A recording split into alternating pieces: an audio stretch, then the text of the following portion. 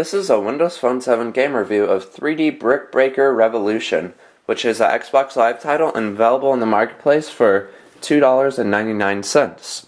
3D Brick Breaker is a game that tries to have great graphics but fails at it because the frame rate is so slow.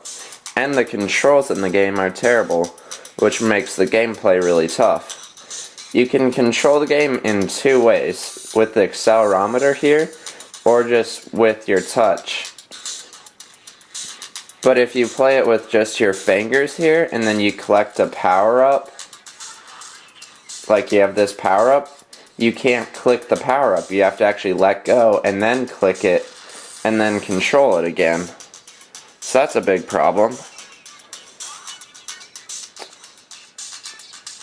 So then you could play it with the accelerometer here. But then the speed of moving your paddle is a lot slower than it is with your finger, although you can freely use the power-up button.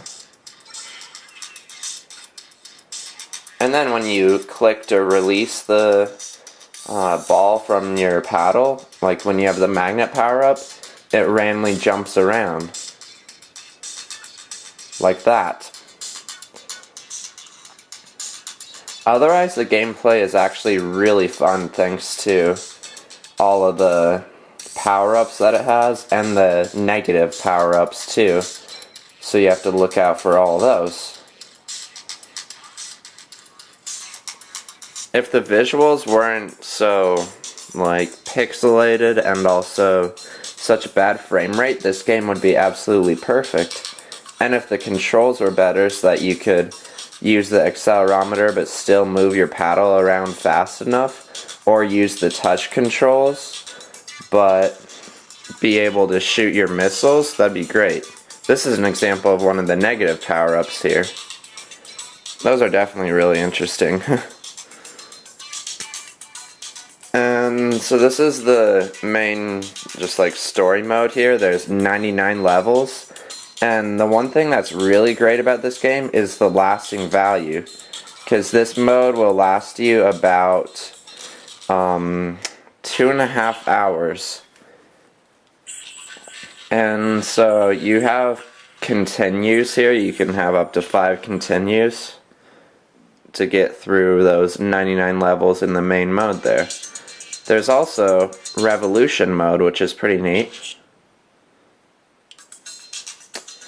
And it's similar to the main mode, except...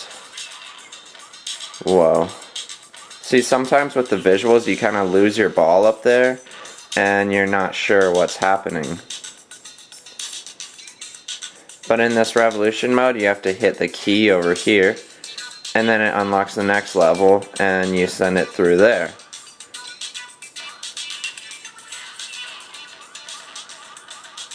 But see, with those visuals, I had absolutely no clue where my ball was there. Just because the visuals of those little glowing effects kind of overwhelm the whole game.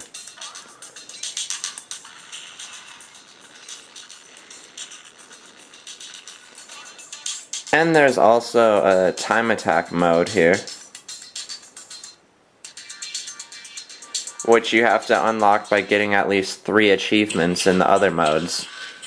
So the lasting value of the game is truly great. But because of the bad control scheme and really bad visuals, like the frame rate and the pixelation, the game really fails.